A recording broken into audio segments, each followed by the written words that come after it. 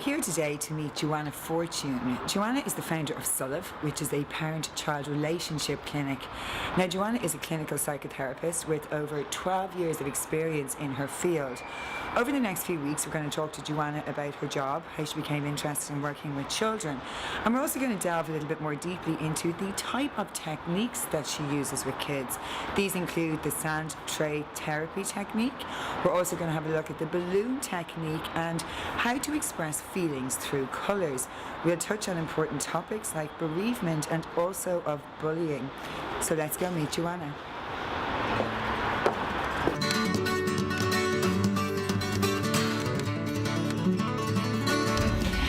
So we're here today with Joanna Fortune, founder of Solamh, where we are now, and Joanna is a parent-child relationship expert. Hi Joanna, how are you? Great to see you here. You too.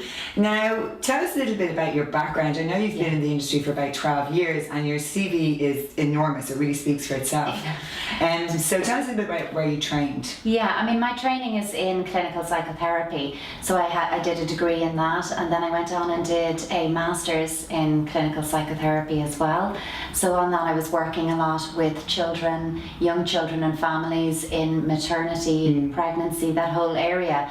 From there I went on and I did a postgrad in play therapy, and then I did a diploma in management and mediation and conflict resolution as well. So really the Solamh clinic ties it all together nicely. Where did your interest in children come from? Because you've worked a lot with children. I know you've worked in Russia and you work with a lot of adoptive children and parents as well. Absolutely, it's always been like that, and in fact I was teaching speech and drama all the way through school and college as well, mostly to young boys and boys' schools. So I love the way children think. I love child logic. I think it's very literal, and I think if you can meet children at their level, where they're at, you get this really pure connection, and then they feel heard and listened, and they don't have that need to escalate and act out to feel heard. Because I suppose the difference essentially between adults and children is we have all this advanced cognition, well at least most of us do, where we can reason things out and explain, I'm feeling a little frustrated today, but children don't have that emotional language, they don't have that level of cognition, so they'll show us how they're feeling the only way they know how, which is behaviourally. Exactly. And at the least appropriate moment, because they can spot that too. So they'll wait till you're in the supermarket queuing up to pay for the groceries and have the mother of all tantrums. Now, while you're on that, I have a toddler myself, as you know, and that is, I would imagine, one of the biggest questions that parents have is you wake up one day and for absolutely no reason your toddler just starts screaming and having tantrums on the floor, not wanting to get into their buggy or car seat or doing anything that they're told. How do you cope with that as a parent?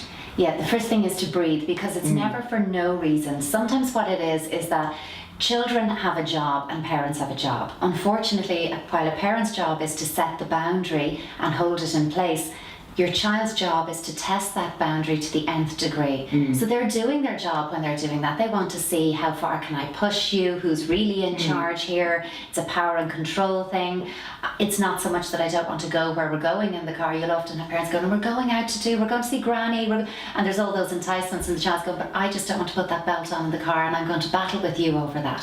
So how do you deal with that then? It has to be about consistency. You have to stay really consistent, as calm as you can, while acknowledging that everybody's only human and you will snap at some point, but it has to be consistent. So in any situation around discipline, be it with a 2-year-old or a 12-year-old, it always has to be consistent. If you threaten a consequence, deliver on it, or then your child has one because they've managed to crack your system.